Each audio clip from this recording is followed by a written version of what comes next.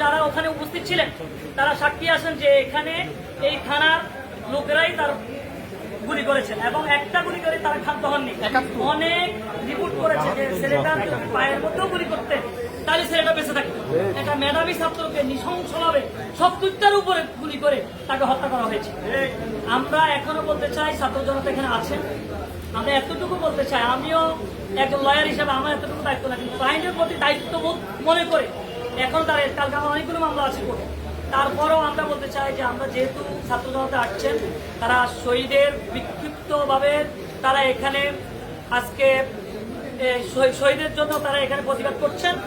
আমরা অনুরোধ করছি যারা শুনছেন, বিশেষ করে ডিসি যিনি আছেন, যিনি দায়িত্বে আছেন, মামলাটা যদি রিসিভ করা হয় তাহলে ছাত্র জনতা এখান থেকে খুব শান্তিতে চলে যাবে। আর না হলে ছাত্র জনতা কি করবে না, ছাত্র জনতার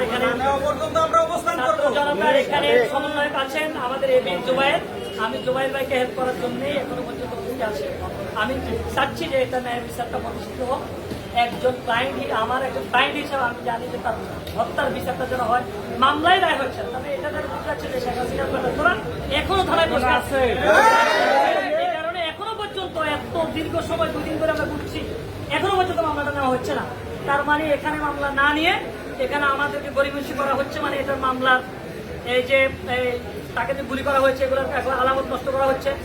আরেকটা বিষয় হলো যে উনি যে আমার থেকে এজাহারটা নিয়ে গেলেন, উনি বিভিন্ন লোকদেরকে কল দিয়ে বলেছেন আপনার নামে মামলা হয়েছে। আমাদের যে ভিকটিম তার বাবাকে বলা হয়েছে যে আমার এই যে ডিসি মশিউরের ওয়াইফ কল দিয়েছে যে আমার হাজব্যান্ড এটা করে না, অথচ সে এখানে লালবাগের জুনের ডিসি ছিল, যে সেটা করে তার নামটা কেটে দেওয়ার জন্য। এবার বিভিন্ন জন দিয়ে তার কাছে কল আসতেছে। তো এটাও ন্যায় বিচার বিকৃত হবে বলে আমরা মনে করছি। আমি আশা করছি যে খুব শীঘ্রই মামলাটা দায়ের করে আমরা বাসায় ফিরে যেতে পারবো এই বলে আমি আমার